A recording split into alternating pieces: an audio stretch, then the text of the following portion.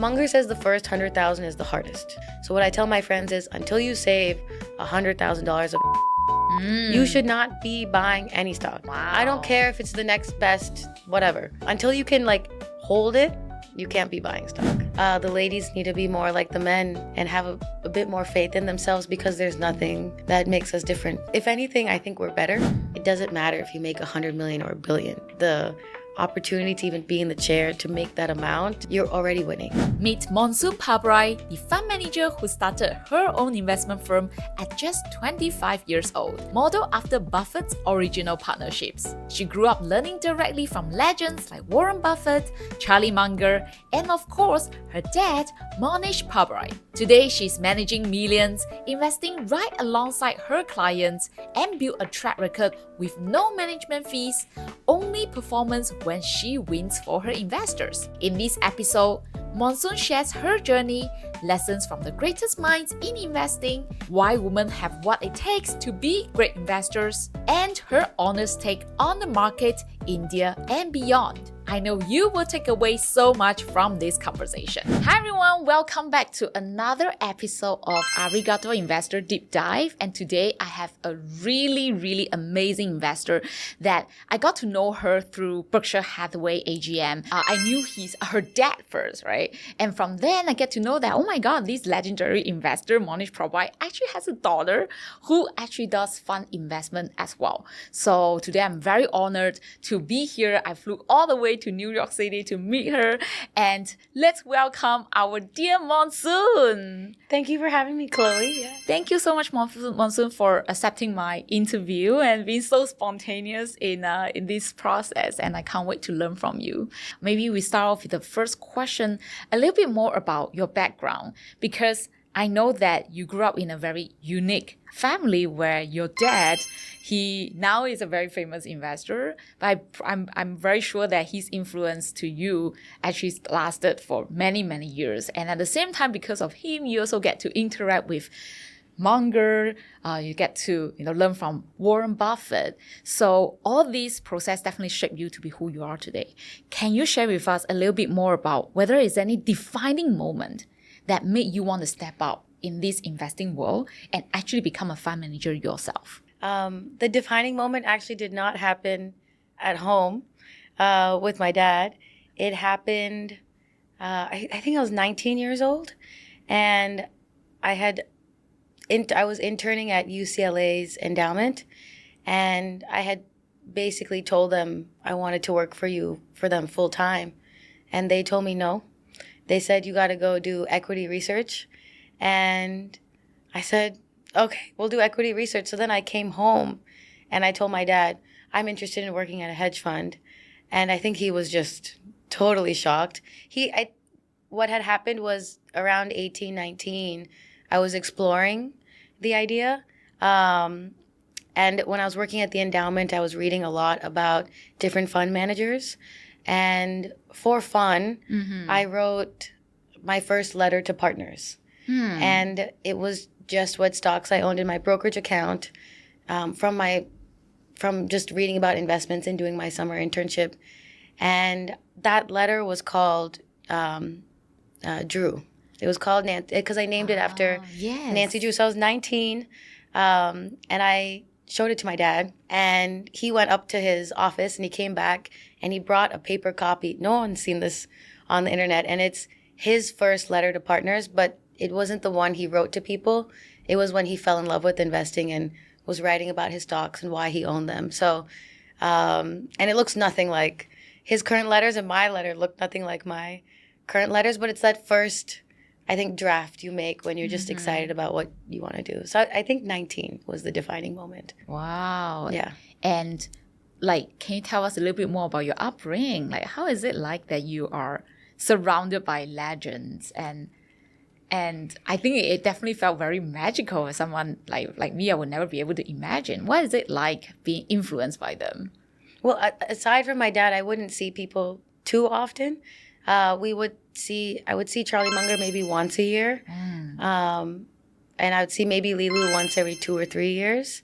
And that's just if I happened to be home when my dad was visiting them and I would tag along. Guy, my dad's friend Guy Yeah. Spear, I would hang out with a lot more. But I would not. I don't know if I'd call it magical.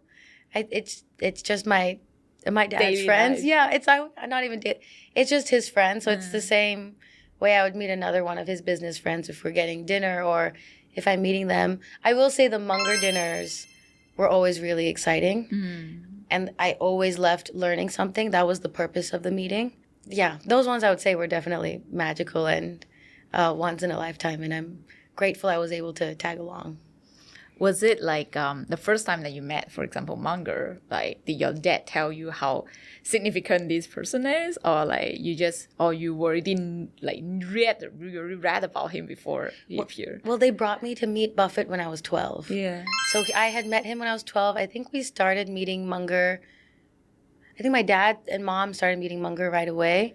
But I think I started coming around 16, 17. So they definitely waited for us to be a mature enough age so we would, I guess, I don't know, be appropriate, right?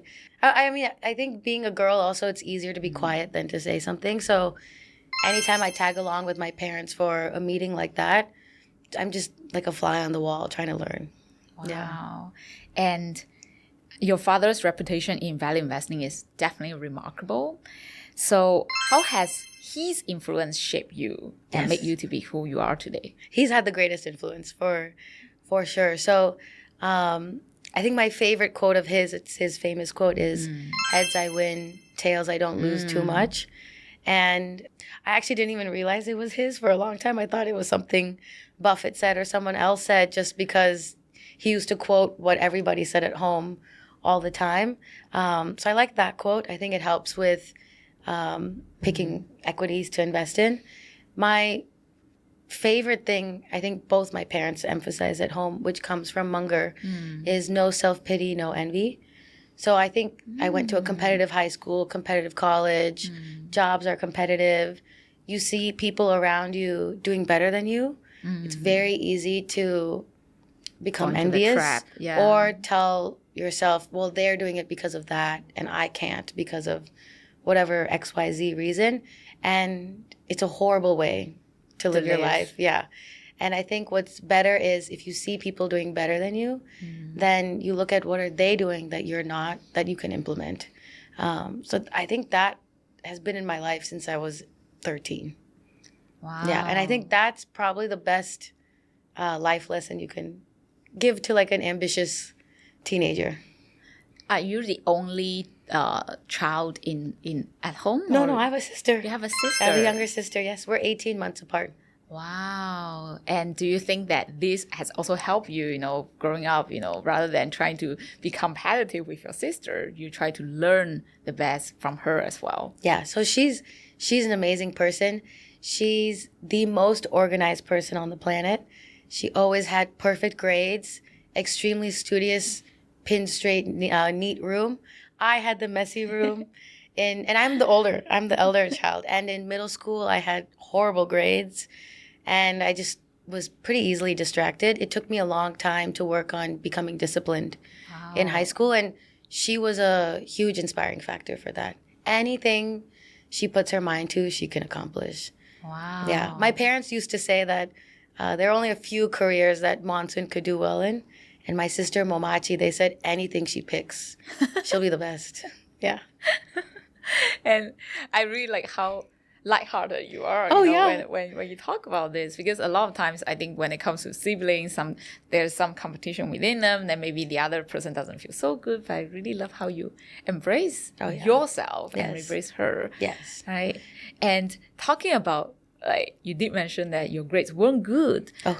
But eventually, I mean, right now you are someone that is managing funds for other people.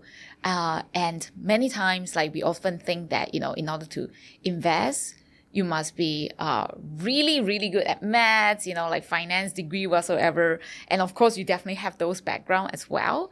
But what inspired you to actually start your own fund at such a young age, which is at 25? I think that's really remarkable. Yes, thank you. Yeah, math, I always had an A. It was English and science that was a bit harder. And I always liked history. Starting my own fund had a lot of elements to it. So The first is, I think I always knew I wanted to do my own thing. And that comes from both my mom and dad. They're both entrepreneurs. My mom has run a couple of businesses. So at home, if we talked about investing or business, it was always from a business owner's mindset. So I definitely think there was that layer. I always knew I did not want to be employed forever. I wanted to become independent and self-employed. The second is, after 19, I fell in love with investing. And I started working at a fund. I learned a lot. That was a exciting part. But there were things I felt I wanted to do differently. And I think a lot of young people feel that way. And I think sometimes they just accept this is the place you work and this is how you're supposed to do things, and you kind of succumb to it. But I think because of my upbringing, my parents, I just knew if I ever were to do it, I would do it differently. And I started viewing it from there that way. There were so many things I learned from that firm that I do now that I did not learn from my dad. I learned from that place. And then the third is that I'm a woman. So the career clock and the biological clock are in direct conflict with each other. So where I think most men would start a fund 35, 45, childcare in a heterosexual relationship falls primarily on the woman, right? And so it was important for me, I think, to get the fund started before I had kids. And I still don't have kids now. And I knew I wanted 5, 7, 8 years of just full dedication to set up to a certain point where then I felt comfortable having a family. A family. And it's also a place of privilege I come from where I'm able to do that. And I know most women don't have that. I also know most people don't have that privilege, right? So, and I knew I had my dad's brand name. I knew I had networked inside of India. I had built a bit of a track record for myself in my own personal account where I felt comfortable starting. But day one was scary. Yeah, we started with 2 million, and I just had 2 clients and myself. And I just said, okay, we have 5 years, and in 5 years I'll be 30 from when I started. And if it doesn't work, then I'll go to business school. And it would be totally appropriate to go to business school at 30 and then restart my career. But things have gone well so far where we're going to keep going. Yeah. Wow. But I think the being a woman was a big part of starting young. Yeah. And I think Buffett started at 25 or 26 too. Wow. Yeah. So I didn't feel too crazy. Yeah. I think it's like really inspiring, in fact. Thank you. Because like what you said, like in the scene of investment, mostly are still dominated by guys. Yes. So do you have any advice for women who are watching or probably listening to this podcast right now? What's your advice to encourage them to also step up into this power of, taking control of their own finances? Oh, yeah. I think men will get 1 data point or 2 data point that tells them that they can do something and they'll try. But women will need 5 to 10 data points before they even take a small step. So I think the ladies need to be more like the men and have a bit more faith in themselves, because there's nothing that makes us different from them. If anything, I think we're better. I think we're more patient. I think we have a better survival mindset. And I think it's easier for us to think long term and to have less ego. So I think we think clearer, with more clarity. So we are more like reflective towards our mistakes, Absolutely, right? yeah. And we're more willing to admit our mistakes than our male counterparts. Yeah. And for this, do you think, like what you say, this actually gives women an advantage? Yes, it gives us an advantage. Yes. And there's so many stories I hear from even people who invest with me, where it was the mom or the wife who saved the assets and made the real estate investments or whatever business investments that were smart. I think women are really good at protecting the nest egg very naturally. So in India, we have this concept of micro-lending. Micro-lending? It's the coolest thing ever. They basically, to revolutionize or to give more financial independence to people, you give equity or lending. Yeah. And so what they did is they first gave it to poor men in India to start small businesses. But a lot of them would lose the money, right? Go bust. Yeah, go bust. And so what they did was they made it women only. So it's a group of 20 women get a big loan that they divide up equally. And it's a small loan. They can go buy like a cow or something very small. And then they sell the milk or whatever every week. And then every week, all the women meet and they pay the interest. So if one woman can't pay, it's like a community. They watch out for each other. And there's hundreds of these across India, and they only do it with women. Wow. And they honestly have a little bit of high rates. Right. But what they're doing is they're alleviating poverty through lending. Oh, wow. Yeah. And women have proved that they have consistently Yes. paying back. And They that's why this still network have grows not bigger. They still have not done it with the men, only the women. It's pretty cool. It's fun to see. Yeah. Yeah. So for ladies who are watching right now, have faith in your ability to manage your own finances and really just step out. You never know what are you capable of. Like just what Monsoon right now, she is managing not just her own money, but people's money. And she's really growing this capital for her clients at scale as well. And if you don't mind, can you share with us a little bit more about your own funds, the Drew investment philosophy? How do you pick stocks? And what is your approach when it comes to investing? Is it mainly like focusing on one country, or you actually have diversified portfolio across different parts of the world as well? It's diversified across the world. And I don't have a mandate requiring any country. I can kind of go where I would like to go, which is really nice. And what we do is we call it bottoms up fundamental research. So the company I choose to look at on a Monday morning, it could be an oil company. And then on Thursday morning, it could be a real estate company. And it's pretty random. And I like to keep it random because I think it keeps it fresh. Exciting. There are definitely industries I find a little bit harder than others. But that doesn't mean I won't look at them. It just will take me longer time. Or it's easier for me to just say no and pass it if it's not exciting at that time. Yeah.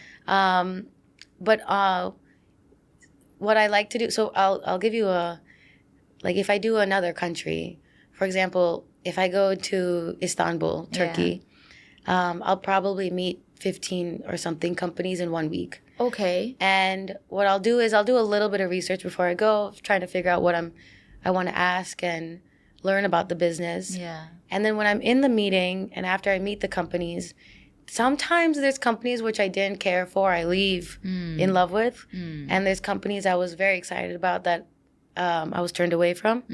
So the ones I leave that I'm interested in, then I start the deep dive when I'm home. So then I'll start combing through the annual reports. I'll start looking at all the earnings calls, look at how management has answered questions during tough times, things like that. And then the 4 questions I basically ask myself are, is this a good business? So is this a company that's in a healthy industry? Does it have, I don't know, good macro trends? Does it, what's the historical return? And I guess what's the moat of the business? The second question I ask myself is, what is the margin of safety? So what's the upside versus the downside? That's probably the hardest. Yeah. And I think that's where the heads I win, tails I don't lose too much is really important. And then we do alignment of interest. So this is really important outside the U.S. It's also important inside the U.S., but in these Asian countries, you find family-run businesses where the families own 60, 70, 80% of the company. So if they're not paying a dividend and they're not paying themselves a salary, it's probably a fraud. They're taking money out of the business. We see it in India pretty often. So we look at how are they aligned, how do they think about it. And then the fourth one is, how do they allocate capital? So where have they put money? How has it returned? Has it done well? Has it not done well? Things like that. How much time do you usually put in to study a company? Sometimes right away. Sometimes in 2 minutes. Like I don't know 2 minutes, but for example, if it's something like a stock exchange Yeah. that's trading at a low multiple, that's a great business. Yeah. If it's something a little bit more complicated and the valuation looks right, then I need to do a lot more work on it. It can take up to 6 weeks. It can take as little as an hour. It's so random. Yeah. And you really learn more about the company after you own it. Because only when you own it, you have that interest to be Then you're just, even more yeah, digging deeper into it, right? Yeah. You just, I don't know what it is. You know more. You care more. Yeah. So would that be one of the advice that you have for investors to just dip your feet into Yes. whatever that interests you first? You don't have to buy a lot, you buy a little bit, but that will trigger your interest to, I think for new investors, I think that's a really smart thing. Yeah. I think Buffett for a long time was buying one share of companies so he would automatically get the annual report. And I think even Stanley Druckenmiller, he also, if he sees something at cheap enough, he'll buy it and he'll research later. Yeah. So it's probably not the way I would do it. But I think there are very famous investors who have done very well doing it and looking into it that way. Wow. Yeah. Okay. And I know your fund, one of the key focus is also India. What makes you to be so interested in the Indian stock market? So my first job out of college, I was an analyst on the India team. Oh. So I spent a lot of time between Los Angeles and Mumbai. And then I stayed in Mumbai for 6 months. And I think in those 2 years, I met 300 to 400 management teams. And it's increased now because I go every year for about a month now. So I just feel very comfortable in India. My Hindi is okay, but it's a good thing because most of the meetings are in English. And they'll colloquially use Hindi, but I feel very comfortable in India. I have family in India. It's a fun place to hang out. The food is good. So investing and spending time there for me lines up really well. And because of my 2 years there and frankly, because of my dad, I have a great network in India. So when it comes to navigating the financial markets and avoiding frauds, I think I have a leg up on some other investors, especially anyone sitting in the U.S. I do understand, correct me if I'm wrong. I remember one time that your dad did mention in one of his talk, he said that he did invest in the Indian stock market before and didn't do well for him. And eventually that's why he decided to just stick back to his circle of competence, which is what he is currently investing right now. So if someone that is as intelligent and smart as your dad cannot really handle the Indian stock market well, what gives you the confidence that you are able to do it? Yes. So he's had some good Indian investments. Yeah. Right now, I would say in his funds, there's less India than there used to be. But in his mutual fund, there's pretty significant Indian investments. But I think the argument that he and I have all the time is what's the right value to pay for something. So in 2017, the real estate sector in India was overhauled. And there were a bunch of regulations that went into place. They had brought out a goods and services tax. They had also introduced demonetization. So they had removed 2 currency notes and introduced 2 currency notes. And then they redid a bunch of regulations required for real estate reporting.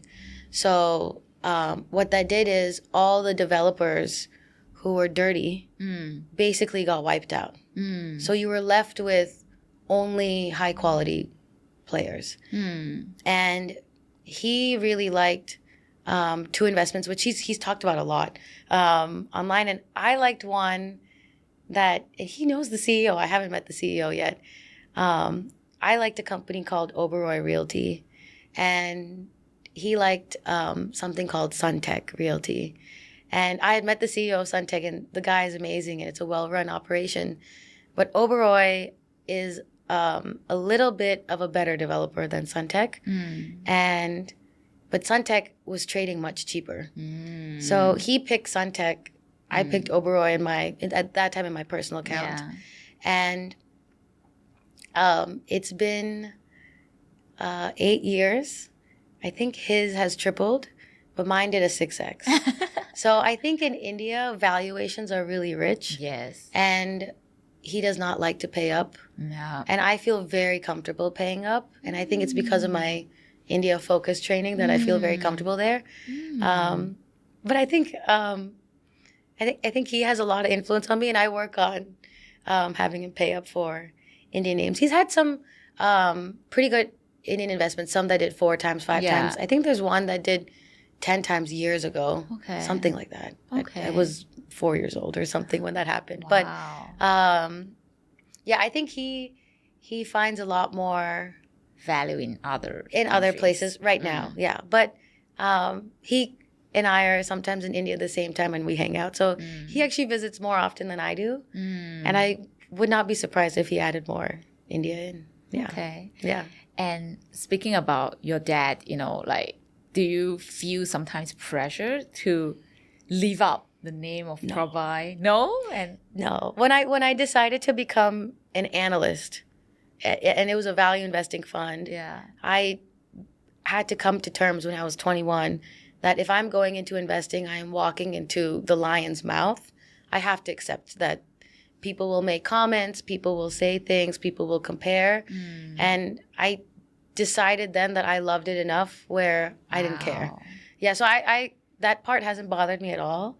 But I do get competitive with him. And I think it brings a new dimension to our relationship as father and daughter, where we have something extra to talk about that we both really love. And it's our favorite joke. He can't pay up and I pay too much. Yeah. And we love teasing each other about it. That's beautiful. And we have know a lot that your dad influenced you a lot. How about your mom? Like, in what way has she influenced you to become who you are today? My mom is the coolest lady ever. She's an engineer by trade, so she was one of very few women in a male-dominated field, even in her classroom. Wow. I would say she was probably always a little bit of a tomboy and kind of raised me a bit of the same way. I mean, she's the entrepreneur. I saw her work my whole life. I think if she had not worked and not been so inspiring, I don't know if I would be where I am today. I actually think I owe a bit more to her than my dad. Yeah, I think like I would say my dad was 110% of a great father, but my mom was just 150, 200% of an amazing mom. She had quit working when I went to high school to basically sit on my head and make sure I was disciplined, because she just saw this is an intelligent girl who does not know how to apply herself. So she really worked on me becoming more disciplined. And she runs a solar business right now, and she makes great money. And yeah, she's very inspiring. I think even my girlfriends, when they meet my mom, they love her. Yeah, good girl mom. Yeah, it's really beautiful. Yeah. And I really love how both of your parents influence you in so many different ways. Yeah. I think your dad is the investor side, and then your mom is the entrepreneurial side, and now you combine the best of the both worlds together and to start your own, right? Yes. And ever since you started your fund, what's the most humbling experience for you? The most humbling experience, I think, watching the market go down. I think I learned I'm very comfortable with it. It did not bother me the way it was bothering most of my friends. So I would say I have a couple of friends who manage funds, but I have a lot of friends who are analysts or portfolio managers at more formal funds. And I think they had a harder time with it because their bonus is tied to that. And I think I was a little bit worried that some of my investors would leave. Nobody left. Wow. Yeah, and I realized how lucky I am to have long-term clients. Some of them were smart and added more money, which is, I think that really comes from them being fans of my dad and having watched his videos and understanding how to be good limited partners too. But I think, when you invest your own money outside of a track record, if you get like a big bonus or a salary bump, you'll just put the extra money into the market. And then when you look at it later, it'll go up. But when you're running a fund and you're constrained on capital, it's a different game and the returns are a little bit different. I think that part is, and then when you have a downturn and you don't have cash to put in, knowing how to navigate that, I think is really important. Yeah. So I think that's where I learned it in the beginning year or two. And now I feel pretty comfortable with it. But yeah, I mostly feel really lucky that nobody leaves and just more people come. Yeah. And for yourself, like when you manage your fund, do you invest like always with some cash available? Yes. So yes. that give you that flexibility when the crisis hit, then you can. You have some, you want some.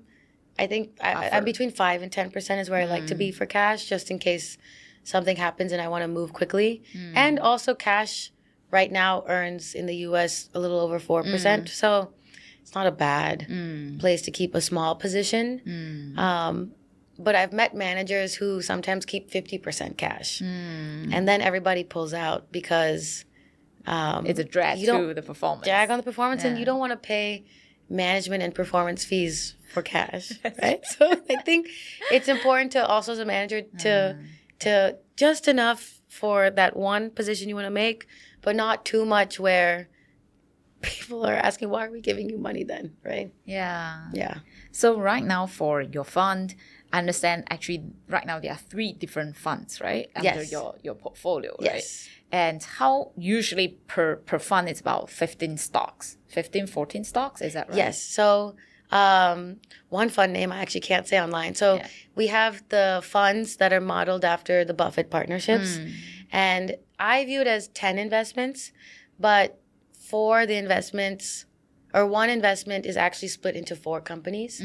I invested in the financial services sector in India. And instead of picking one player, it came from Peter Lynch, where if you just pick a basket of financial services, you would do just fine. Yes. So I decided, you know what, I'm not smart enough to pick the one. Yeah. And all of them will do well. So the cheapest one I made half. Yeah. And the most expensive one I made 1%.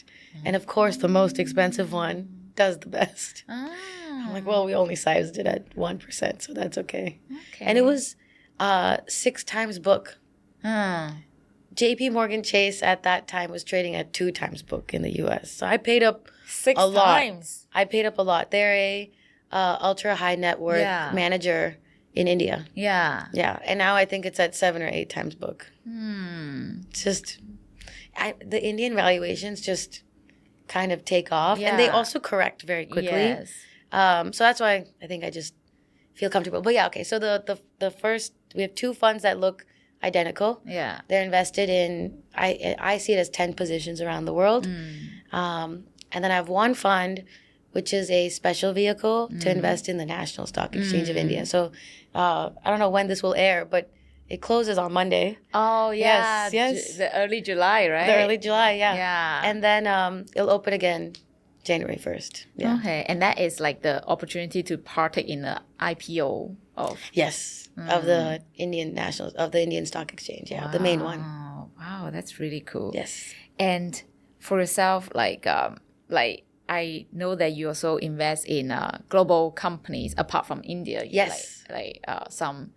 Are you comfortable with sharing some of the stocks that you personally invest, or if not, it's okay? Yeah, we'll skip the actual names. I'll talk about the Indian names are fun, but yeah, the rest we'll keep private. Yeah, sure. Yeah. Okay, so and you have so much experience and learning from the great minds like Buffett, Munger, in ways that most investors can only dream of, right? So, is there any underrated lessons or mindsets that you learn from these giants like Buffett and Munger that probably most of us are not aware of, but they have definitely impacted you a lot? No. Everything that I've learned is on the public domain.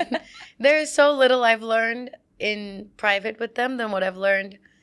So I've only met Buffett once when I was 12 at that lunch. I don't remember much except for 1 or 2 things. But what I've learned from Buffett is everything in the annual reports, in his annual meetings. They give their 110%. when they're putting out those pieces of literature or those letters, or when they're answering their questions at the annual meeting. What Munger says there is far more impactful than what I've probably learned in private with him. But there's nothing that's too different. I would say he's probably a little bit more personal. Okay. And he's way funnier in person, but it's the same. They're extremely consistent. I would say even for my dad, I think the videos that encompass him the best are the ones with Sean Puri, the My Millionaire, My First Million podcast. That just has, I think it's the first time I saw who he really is come out. Yeah. That's beautiful. Yeah. Wow, I should listen to that episode again. I think I listened to it once. It's so funny, yeah.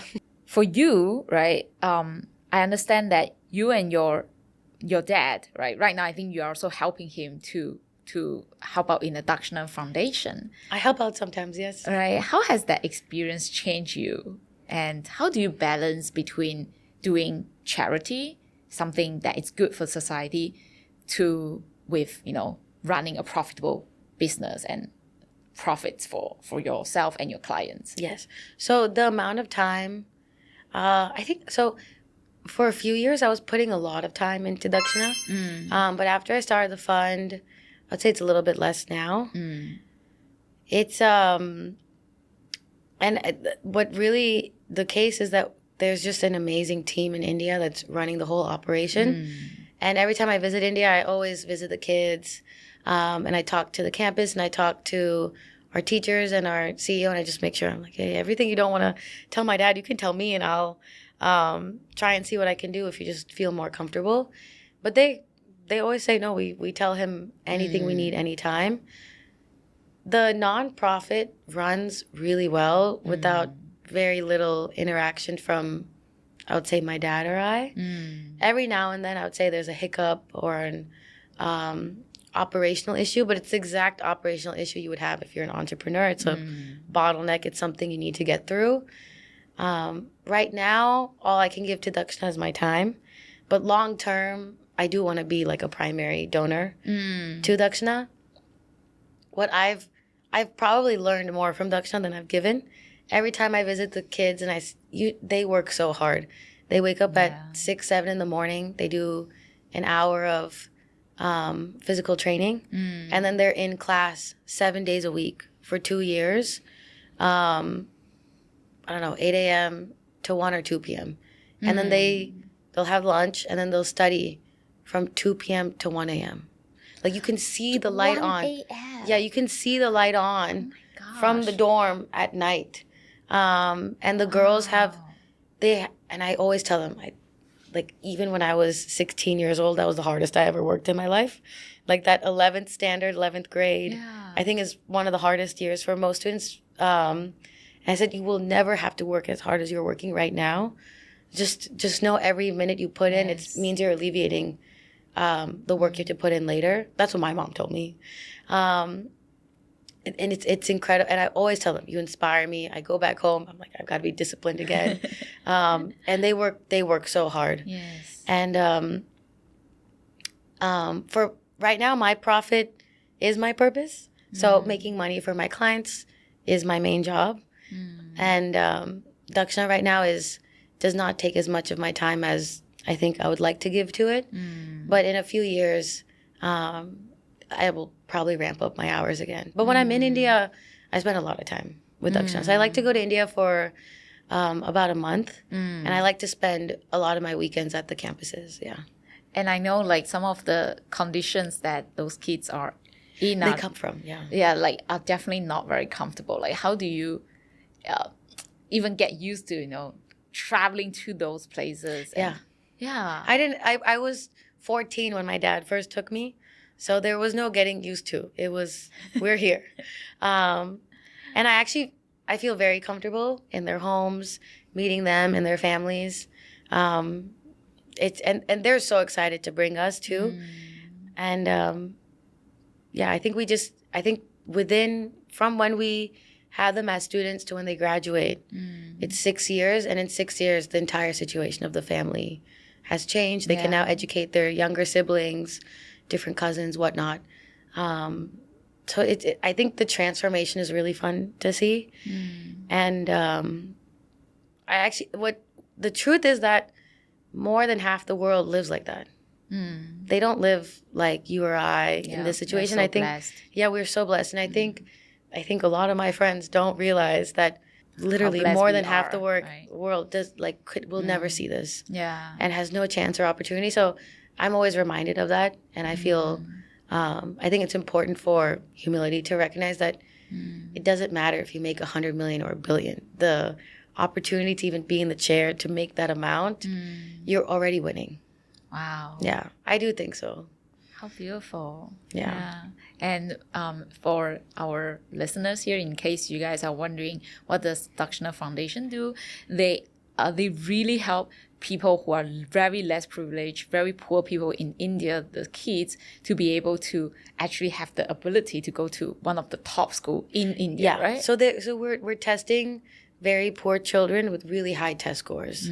So it's all the talent is there. It's just not given a single chance. And so we have engineering students. They're in high schools. We put them through 2 years of prep, and then they take an exam that has a 1% acceptance rate, 1.3, and about 60 to 70% of our kids get in. It's amazing. Really high. It's really high. And then and we introduced medical school, oh my gosh, years ago. And that has a lot more women. So and what happens is, I'd say 99% of our students go to college, but for the top ranking ones, it's more than 2/3. That's amazing. I think that's really a direct impact to the lives of those, like so many poor and really underprivileged kids eventually get to work in Google, in like high tech company, because of what they went through, because of the program. There's a bunch in the US now. We have girls in New York. We have, I think we have more than 50 or 60 in the US now. Do you meet up with them? I do meet with them. Wow. I meet with them whenever I can. We're Instagram friends, and I'm Facebook friends with them. And I used to be younger than them, than some of the students. Then I was the same age, and now I'm older than all the students. But there are some who are my age who have. There's one guy. He's met every one of my boyfriends. They're like families. Wow. And they're really talented. I had a coworker who I used to work with. And he had left the firm, and I had left the firm, and he messaged me a few months later saying, the engineer who works for me says your dad paid for his school. I was like, oh, he's a Dakshana alum, and we share coworkers. And I think it's the coolest. I was so excited. I was like, that is so cool that it's the same now. It completely evens out the playing field. How wonderful. Yeah. And talking about, I remember the question I wanted to ask, right? So talking about Buffett. Yes. We know that he's going to step down end of this year. What's your take on the future of Berkshire Hathaway? Any advice to people who may be thinking that, oh, is it still safe to invest in Berkshire long term? What's your take on that? So it's sad we're losing Buffett. It's inevitable. And I think Greg has been running the show for a few years now. And Ajit, Todd, and Ted have been making significant decisions, but just under Buffett's protection. So we don't know who's particularly doing what, but we can make assumptions. It's going to do really well. I would not be, I would not credit the whole thing to Buffett. I think a lot of it is the culture. Munger's gone, and it's still doing well. And I think what we might see is more acceptance for modern day moats. So there have been things that Ted and Todd have bought, but they're a smaller percentage that I think Buffett doesn't agree with as much. And I think those will get to take a larger stake. And I think it will be a good thing. Again, they also might make mistakes, so that could happen. But I think the culture is strong enough where it's going to do pretty well. I wouldn't be worried about that. Yeah. And I also know that Buffett is always like advocate for, index investing, Yes. low-cost index fund. Yes. So what's your take on index investing? Because I know there are also many fund managers out there who think that index investing might not be the most ideal case, given that the high valuation of especially the US market in general. What's your take on this? Yeah, I get emailed this question a lot. Yeah. And like if I take, it completely depends investor to investor. So if I look at someone in my age group, someone who's 30 years old, maybe they're married, maybe they have one kid or they're pregnant, right? It's a new family. Then I would assume, and I would say index investing is a good thing to do because if you're 30 years old, you have probably another 60, 70 years of life. And you have your kids and their college to get ready for. If you're making bets on individual stocks, you could probably run into a lot more trouble than if you just index invest. And I mean, most fund managers don't beat the index. They'll maybe beat it a year or two, but they don't beat it over the long haul. It's hard. And I think there's a lot of people are saying it's hot and whatnot. But I think S&P is at, what is it, P of 26 or 27? Yeah, right. That's fine with me. I have no problem with that. I don't think you need to be value investing with the index. Every year I get this, people say, oh, it's the highest it's been. And I said, yes, but we're going to see a lot more earnings growth. And the U.S. is an incredible country and we have a ton of innovation and it's a growing country. So we're going to be fine. And I think the S&P and index investing is a great way to go. I have friends who do the triple S&P. Oh, yeah. Yeah. And I'm like, I don't know about that. That's a little bit crazier. But if you're single, you have no wife, no kids, no spouse, and it's just you and you're earning a ton and you feel like your nest egg is there and you want that volatility, I think it's fine too. So, and I think what's important is if you can beat the S&P on your own with your own individual investments, then go ahead and do that. But if you can't or you don't know, then I think you should be index investing. I think it does really well for people over the long haul. The other thing I think is important is at the company you work at, especially in the U.S., we have something called ESOPs. So you can buy shares at a 15% discount. So I have a lot of friends who work at, some companies will also just give you stock, Google, Amazon, Visa, MasterCard. If you can do ESOPs at companies like this, I have a lot of friends who work at companies like this, and that's the only advice is I tell them index investing and then do your ESOPs. Wow. I was like, I wish I could get it. That's a privilege. Yeah, right? It's a privilege. It's another privilege. And they go, oh, I don't know, it's only a 15% discount. I'm like, no, it's amazing. I wish I could participate in your company's ESOPs. Wow. So yeah, I think for a young investor who wants to build like a lot of wealth over a long period of time and does not know a lot about investing, I think index investing is the best way to go. Yeah. And lastly, I think last two questions. Oh, yeah. Sorry. For young aspiring investors, especially young women. Yeah. What kind of mindsets and habits have really made the greatest difference for yourself that you think that more people or more women should start adopting them to become better? I think it applies to every field, but for women, they need to speak up and they need to ask questions.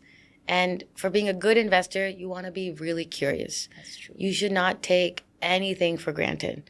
So for example, this recording studio we're in, we should think about what's their operational cost to set up this whole thing, their labor cost to set it up, what they're charging us, right? And then think about, okay, if they're running it at this margin, then it's a great business or it's an okay business, right? So I think for investing, that's how I would view the world. And like, I don't know, even like, you went outlet shopping, right? And I love buying clothes on sales.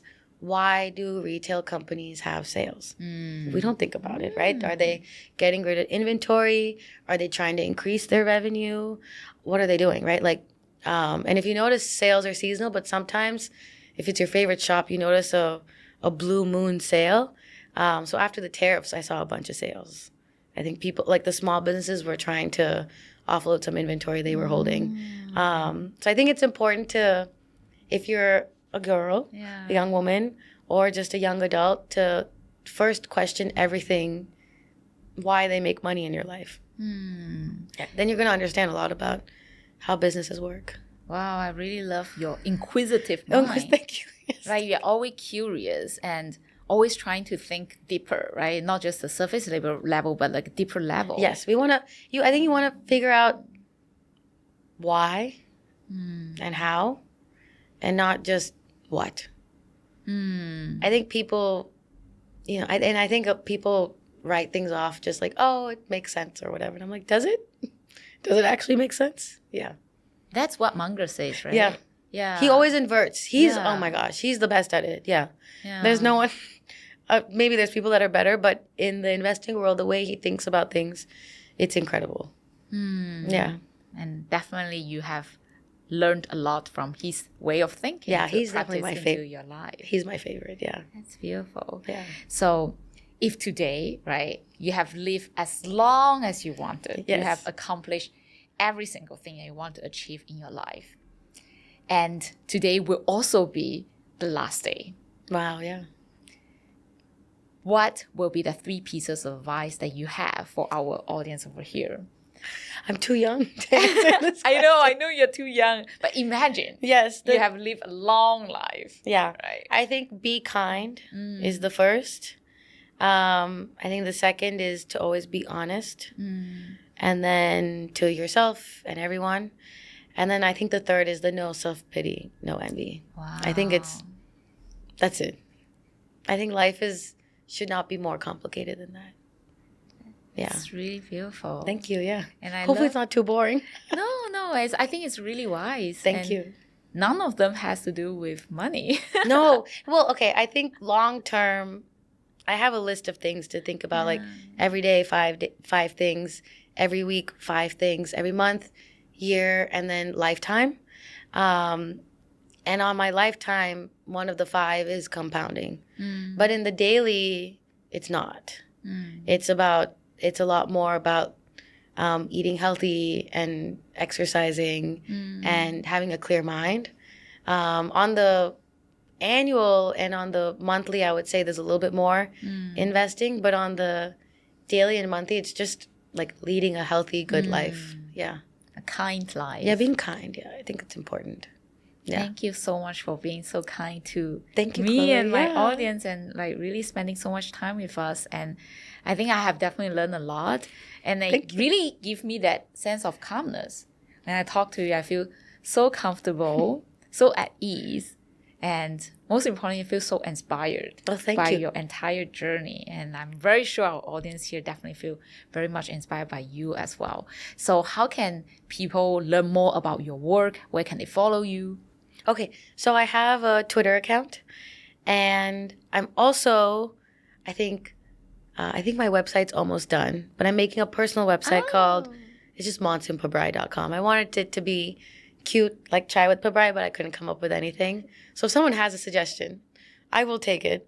And that website, the website designer who's working on it, she's a female designer, and I told her make it so that a young woman would love to look at this. So it's definitely more woman forward. And then I also, for the funds, it's drewinvestments.com. But I love reading stock pitches. And I think if you have something interesting to pitch, then you should definitely email me. Yeah. Do you have a favorite stock, Chloe? I think my favorite stock is S&P. That is the best. You know what?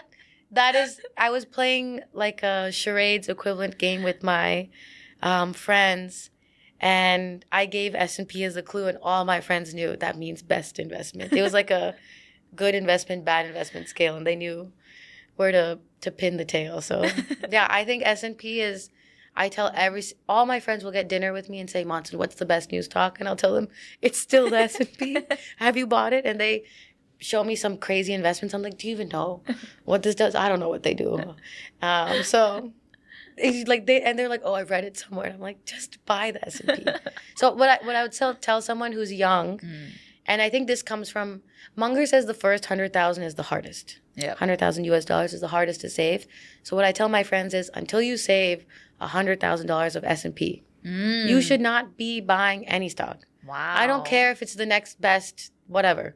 No. Until you can like hold it, you can't be buying stock. That's wonderful. Yeah. I really love this. I love that that's your favorite Yeah, that's investment my favorite. too. It's That like makes the me most happy. hassle-free, friendless way of growing wealth without me having to do anything too Yes. intelligent. You Yes. just need to hold it. And you can sleep well. Yes, exactly. Yeah. That's the most important, is that you get good sleep. Yeah. Yeah. Wow, beautiful. Thank you. Thank you so much. Thank you, Chloe. Monsoon, So for nice. This wonderful, wonderful interview. And make sure to follow Monsoon for her work and her upcoming website to learn more about her fund. And feel free to reach out to her if you have stock pitches. She Yes. would love to learn from you as well. So make sure to subscribe to this episode if you felt whatever things that it's inspiring for you, insightful. Share with your friends. And most importantly, use this episode to encourage more women around you to start their own investing journey as well. So I will make sure to keep all the links below and just check them out. In the meantime, make sure to stay tuned for the next episode over here, where we are going to have more amazing discussions. And thank you once again for being here with us, and I really appreciate your time, and we love you, and we definitely believe in you to become a great investor. We will see you in the next episode. Arigato. Thank you, Arigato. Monsoon. Thank you. Thank you.